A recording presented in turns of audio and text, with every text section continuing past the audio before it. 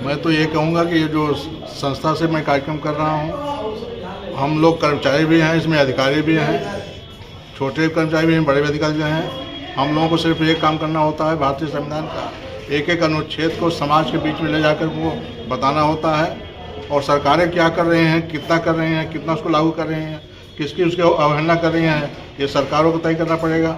हमारी जो ड्यूटी है सामाजिक जागरूकता की, डॉक्टर अम्बेडकर ने भी हमसे अपेक्षा किया है कि आप पढ़े लिखे हैं, बाबा साहब बदौलत पढ़े लिखे हैं, आप नौकरी पाए हैं, बाबा साहब बदौलत नौकरी पाए हैं, आप एक अच्छा वेतन गवर्नमेंट से ले रहे हैं, बाबा साहब बदौलत ले रहे हैं। तो हमारी एक ड्यूटी जो डॉक्टर अम्बेडकर ने दी है कि आप सामाजिक जागरूकता में अपना योगदान दें, तन मन धन से दें। वो हम लोग जो सामाजिक संस्था हमारी है, समय समय पे सेमिनार, अधिवेशन वगैरह कर करके हम संदेश देने का काम करता हूँ, समाज को जागरूक करने का काम करता हूँ कि जो हमारा संविधान है, जो हमारे संविधान में अनुच्छेद हैं, उसका कितना पालन हो रहा है, कितना नहीं हो रहा है। अगर नहीं हो रहा तो हम लोग क्या कर रहे हैं उस विषय पर इस जगह जगह सेमिनार करके हम लोग उसको सूचना देने का काम करते हैं। सर, आप संविधान दिवस मना रहे हैं, दिल्ली में संविधान जलाया जा रहा है। साथियों, संविधान जलाया जा रहा है, उसके जो बाबा साहब डॉक्टर अम्बेडकर ने कानून बनाया है उसके आधार पर उसके खिलाफ FIR दर्ज हुई है, वो आदमी जेल गया है। अब इससे ज़्यादा हम लोग क्या कर सकते हैं? सबकी जमानत हो गई, सब बाहर है, सबके ऊपर NSA लगना चाहिए था। NSA लगना चाहिए था, बिल्कुल सही कह रहे हैं आप, लेकिन ये तो शासन प्रशासन काम है कि NSA लगेगा नहीं लगेगा उसको निर्धारित करना है। कानून हमारा क्या करता है ये उनको पता है। सर, आपकी संस्था की तरफ से इसके लिए कुछ किया गया है? नहीं, मुझे तो ये जानकारी है कि वो आदमी उनके पे धाराएं लगी थी, वो जेल गए थे, इतनी मुझे जानकारी थी, छूटने की जानकारी मुझे नहीं है। क्या संदेश देना चाह रहे हैं आज के इस दिन पर? हम तो जो हमारा जिम्मेदारी है, डॉक्टर अम्बेडकर ने जिम्मेदारी दी है समाज को जागरूक करने का, वो मैं अपना काम कर रहा हूँ। वो समय समय पर मैं आज दिल्ली में करूँगा, आज लखनऊ में कर रहा हूँ, गाजियाबाद में करूँगा, अन्य स्टेट में करूँगा। जो मेरा अपनी ड्यूटी है कर्मचारियों की संस्था बना करके वो काम कर रहा हूँ। साथियों नमस्कार, मैं हूं मनोज अंतानी और आप देखना शुरू कर चुके हैं आपका अपना YouTube चैनल समता आवाज़ TV। आज मैं हूं लखनऊ में। लखनऊ का ये जो सभागार है, ये सभागार है सहकारिता भवन सभागार, जहां पर आज भारतीय लोकतांत्रिक समाज महासंघ के तत्वाधान में भारत का संविधान दिवस समारोह मनाया जा रहा है। आज की ये खास खबर आपके लिए लखनऊ से। आइए चलते हैं पूरे कार्यक्रम की तरफ।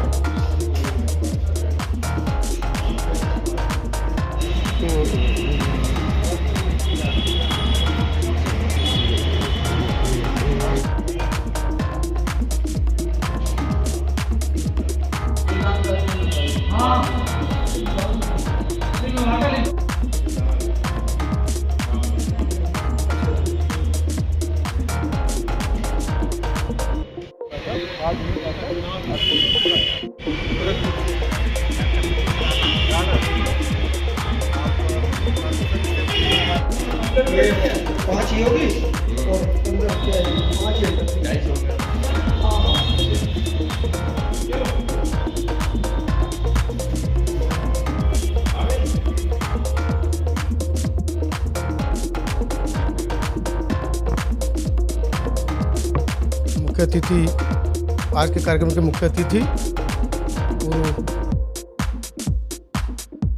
दारापुरी साहब पड़ रही है वर्तमान में संविधान दिवस मनाने की, और लगातार कहीं ना कहीं पूरे देश में संविधान दिवस मनाया जा रहा है।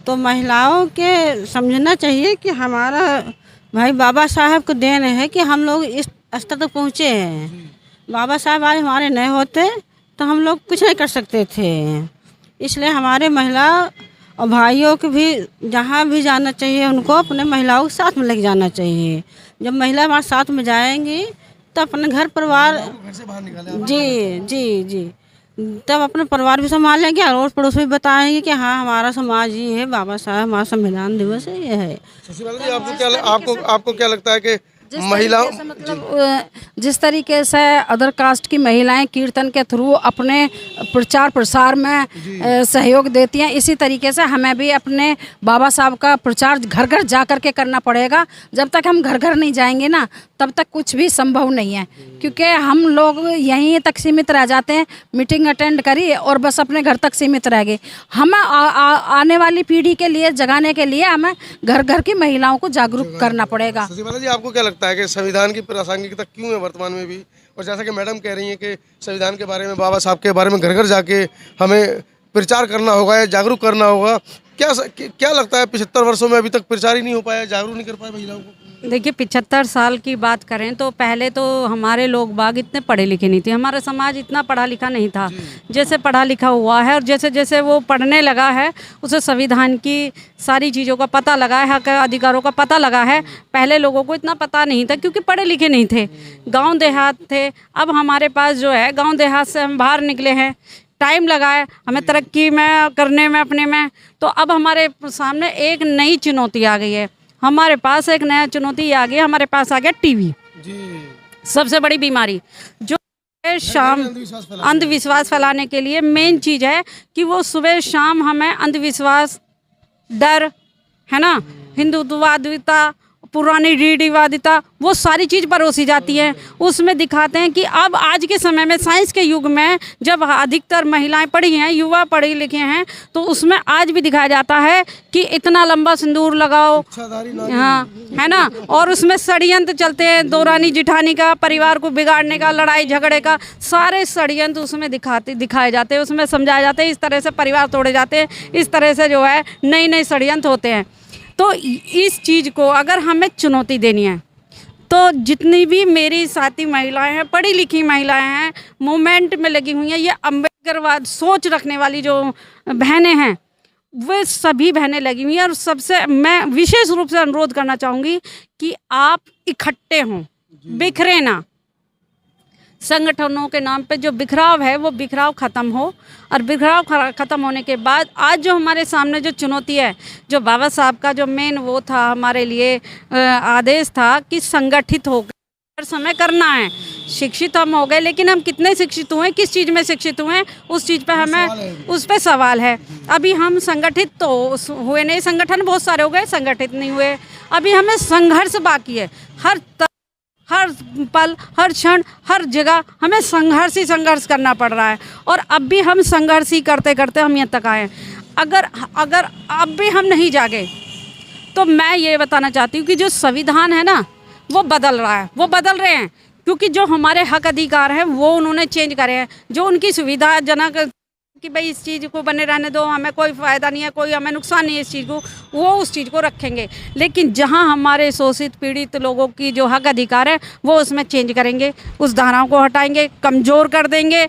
और हमारे जो मौलिक अधिकार हैं उनको कहीं ना कहीं किसी ना किसी तरीके से वो या तो नस्ते नाबूद करेंगे या उन्हें इस तरह से ख़त्म कर देंगे कि लोगों की हिम्मत नहीं है कि फिर एक साथ इकट्ठे होकर अपने हक अधिकारों के लिए लड़ सके। अगर हम अब नहीं लड़े तो हमारा मेन उद्देश्य कि घर घर जाके अपनी महिलाओं को संविधान की एक एक किताब दें। और किताब देने का मतलब नहीं है कि किताब दे दी और उन्होंने रखी और भूल गए, बच्चे पढ़ रहे हैं, बच्चे फाड़ रहे हैं। हमें उन लोगों को, उन महिलाओं को जागरूक करना कि ये जो संविधान है, जब तक ये संविधान हक अधिकार हमारे हैं तब तक हम इस देश के राजा हैं। हम अपने जो है क्या कहते हैं, हमारे पास संपत्ति का, हमारे पास शिक्षा का अधिकार अगर बचा हुआ है तो हम इस देश में किसी भी अधिकारी, किसी भी पद के लिए आवेदन कर सकते हैं। यहाँ तक कि राष्ट्रपति तक की भी हम दावेदारी हम ठोक सकते हैं। लेकिन अगर महिलाएं इस चीज़ को नहीं समझेंगी, अपने बच्चों को नहीं समझाएंगी, ठीक है, आप देखोगे अभी 25 दिसंबर आ रहा है तो जो क्रिश्चियन लोग होते हैं वो बाइबल लेके रोडों पर खड़े हुए मिलेंगे और फ्री में वो बाइबल बांटते हैं। आप देखेंगे कि जैसे ही अब 22 उसका जनवरी का आ रहा है, मंदिर की ओपनिंग करने जा रहे हैं, है ना, और वो कह रहे हैं कि हम हिंदू राष्ट्र घोषित करेंगे। और हमारा मेन मकसद ये है कि हिंदू राष्ट्र आप किस तरह से घोषित करेंगे, हिंदुओं को क्या राइट होंगे, इसमें हम लोगों के क्या राइट होंगे, कितने अधिकार होंगे, क्या हमें बराबरी का अधिकार वो देंगे जैसे हमें संविधान देता है, वो हमें नहीं मिलेगा। उसके लिए हमें संविधान की रक्षा करनी पड़ेगी, सुरक्षा करनी पड़ेगी, लेकिन सबसे पहले हमें उसे पढ़ना पड़ेगा, उसकी जानकारी हमारे पास होनी चाहिए। हर सभी धाराओं को छोटे छोटे तरीके से, जैसे वो लोग पढ़ते, रामायण पढ़ते, गीता पढ़ते, हर श्लोक उन्हें याद होता है ना, और वो पढ़ते अपने बच्चों को पढ़ाते हैं। हमारे बच्चे अगर संविधान को नहीं पढ़ रहे हैं, उनकी जो है धाराओं को नहीं जानते, तो कहीं ना कहीं चौराहे पे हम पिटते हैं। और जो अगर अधिकार हमें पता है, हमें सभी धाराओं को जानकारी है, तो हमें ये नहीं है कि कोई हमें जो है टच भी कर पाए।